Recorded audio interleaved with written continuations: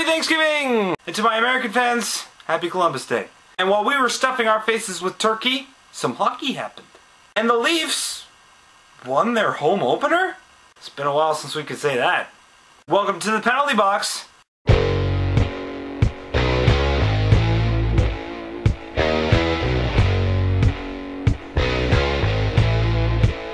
Woo!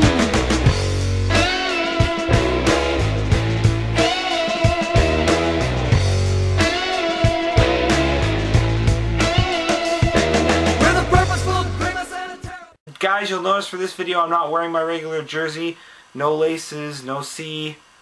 It's my Darcy Tucker jersey. And I'm wearing it in honor of his retirement. Just before the season opened, Darcy Tucker decided to call it a career. And Tucker was my favorite player on the Leafs for years. He was a small guy, only 5'10", but he played a big man's game, hard hitting, won almost all of his fights, just pure grit. And he played the pest role so well and could score a sweet goal or two. What's not to like about this guy? Unless you're one of his opponents. Anyway, Tucker, thank you for all your service in Toronto. You will be missed. So, since it's been a while since I've talked to you, let's quickly wrap up training camp. First, Nazem Kadri being sent down. And I see why it had to happen.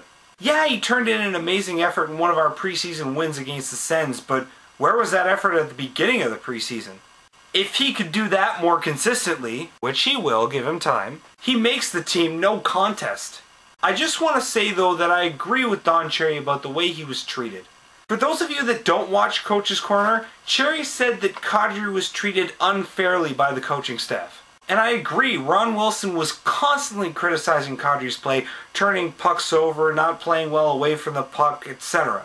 And while that was happening, this kid's just out of junior. There's gonna be a learning curve. You don't throw him to the wolves in his first few games of pro hockey. It's normal for a 19-year-old prospect to be sent to the American League for his first year. It happened to Ryan Getzlaf. So he'll start off with the Marlies, but I predict he'll make the big club about halfway through the season. Moving on, Francois Beauchemin, where were you last season? Because if you had told me that Beauchemin was a Stanley Cup winner after I had watched him play a few games last season, I wouldn't have believed you. Now, I can see it. Not a superstar out there, but solid defending, which is what we need. And the biggest surprise of who made the team out of training camp, Tim Brent. Wow. I mean, I watched this guy on the Marlies last year, and while he was a good American leaguer, who would have thought that he could have made the NHL aside from the odd call-up? But this guy showed some skill in the preseason and, hey, he's been worth it so far, hasn't he? But I'm getting ahead of myself. And finally, special teams. Yes! The power play is about 10 times better than it was last season. The penalty kill, too. Why couldn't we do this last season?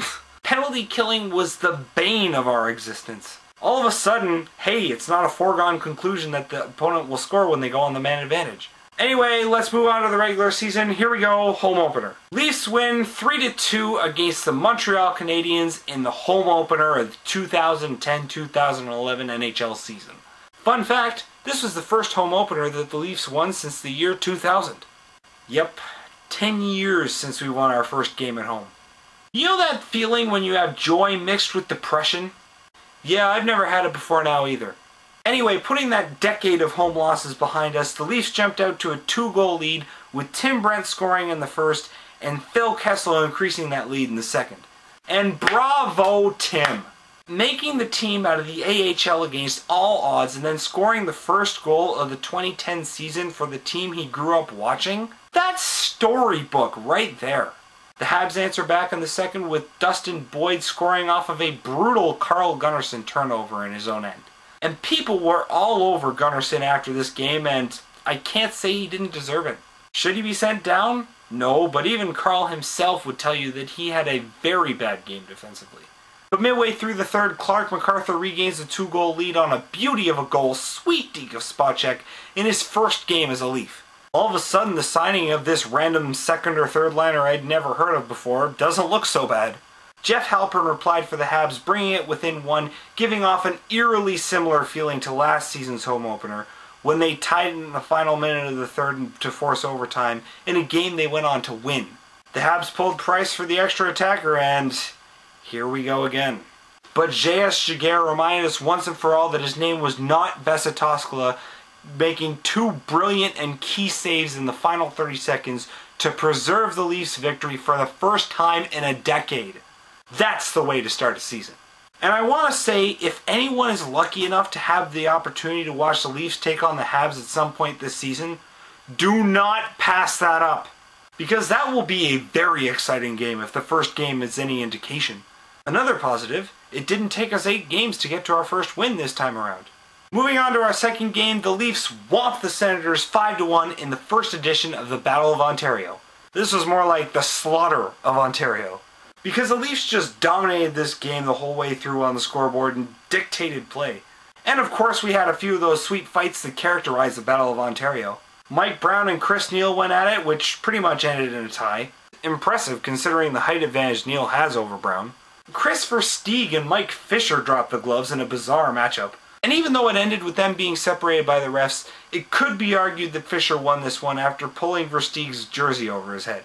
But the final fight was the sweetest of them all and the one everyone was expecting.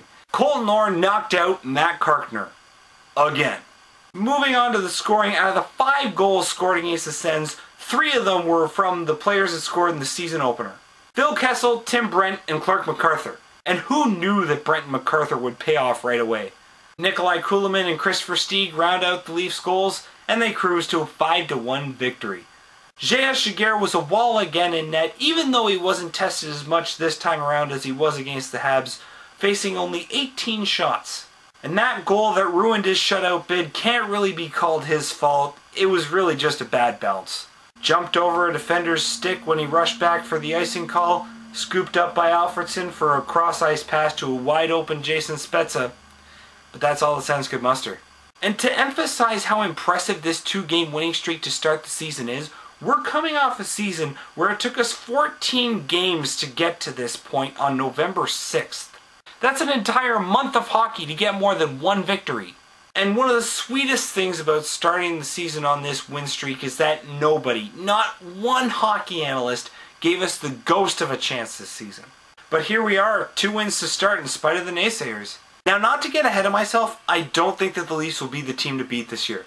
I still think that we're going to be about 6th to 9th in the East, but I'm going to enjoy every second of this hot streak. I gotta say it again, 2-game win streak to start the season.